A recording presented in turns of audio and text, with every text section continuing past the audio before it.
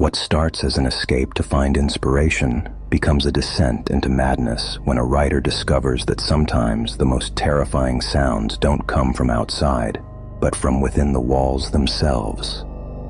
David's hands gripped the steering wheel as his car bounced along the rutted forest road.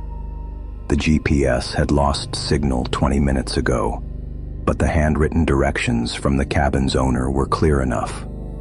Mile after mile of towering pines pressed against the narrow path, their branches creating a tunnel of green that barely let in the afternoon sun. He'd been driving for 3 hours since leaving the city, desperate for solitude and inspiration. His last novel had been a commercial disaster, and his editor was breathing down his neck for the next manuscript. This remote cabin, advertised as completely isolated and perfect for writers seeking peace, seemed like exactly what he needed.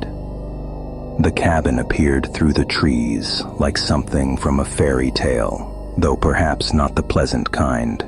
It was smaller than the photos suggested, built from weathered logs that had darkened with age. A stone chimney jutted from the roof, and small windows dotted the walls like watching eyes. The clearing around it was perfectly circular, as if the forest had deliberately retreated to create this isolated pocket. David parked beside the cabin and stepped out, breathing in the crisp mountain air. The silence was absolute. No traffic, no neighbors, no sounds of civilization. Just him, the cabin, and miles of wilderness in every direction. Inside, the cabin was spartanly furnished, but functional. A stone fireplace dominated one wall, cold ashes in the grate suggesting previous visitors. The main room contained a worn leather couch, a wooden dining table, and in the corner, an old writing desk that would serve his purposes perfectly. The previous renter had left a stack of firewood by the hearth and a note explaining the basics: generator in the shed, well water from the kitchen pump, no cell service. David unpacked his laptop, notebooks, and the bare essentials he'd brought for his planned 2-week retreat. As evening approached, he built a fire and settled at the desk, fingers poised over his keyboard, ready to write. The first 3 days passed in blissful productivity. Without the distractions of city life, David found his creativity flowing like never before. His new novel, a psychological thriller about isolation and paranoia, seemed to write itself. He'd managed nearly 50 pages, more than he'd written in the previous 6 months combined. The routine was perfect. Wake at dawn, coffee and breakfast, write until afternoon, then hike the forest trails until dinner. The solitude was exactly what his mind needed. He felt more centered and focused than he had in years, completely cut off from the noise and anxiety of his usual life. It was on the 4th night that David first heard the tapping. He'd been writing late, lost in a particularly intense scene, when a soft rhythmic sound broke through his concentration. Tap, tap, tap. Pause. Tap, tap, tap. It seemed to come from the window behind his desk. David turned, but saw only darkness beyond the glass. The sound stopped immediately. He waited, listening, but heard nothing except the whisper of wind through the pines. Dismissing it as a branch blown against the cabin, he returned to his work. But concentration proved elusive. Every few minutes, he found himself glancing at the window, expecting to hear the sound again. The tapping returned the next night, more insistent this time. David immediately went to the window and pressed his face against the glass, trying to see into the darkness. The forest was an impenetrable wall of black. No moon, no stars visible through the thick canopy. He grabbed a flashlight and stepped outside, sweeping the beam around the cabin's perimeter. Nothing. No broken branches, no signs of wildlife, no rational explanation for the sound. The silence was so complete, it felt oppressive, as if the forest itself was holding its breath.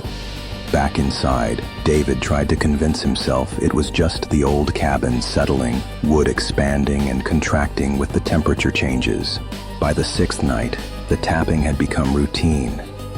It always started around midnight, always the same rhythm, always from different windows. David had stopped going outside to investigate. Instead, he sat at his desk, laptop closed, listening. The sound would move around the cabin, first the window behind him, then the one facing the forest, then the small window by the kitchen. Always outside, always just beyond the glass. His writing suffered. The words wouldn't come anymore. Instead, he found himself crafting elaborate theories about what could be causing the sound. Wind patterns, settling wood, nocturnal animals, anything rational to explain away his growing unease. Sleep became impossible. David would lie in the small bedroom, listening for the tapping to begin. When it did, he'd count the intervals, trying to find a pattern. 3 taps, pause, 3 taps, pause, then silence for exactly 17 minutes before starting again. The precision of it was maddening. No natural phenomenon could be so regular, so deliberate. He considered leaving, packing up and returning to the city, but something kept him there. Pride, perhaps, or stubborn determination not to let his imagination get the better of him.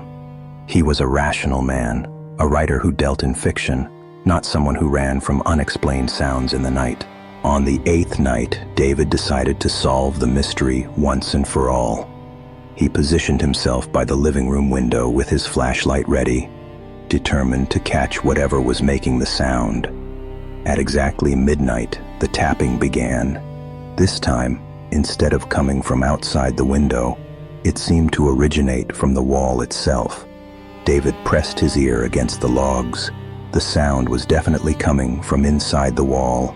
His blood ran cold as realization dawned.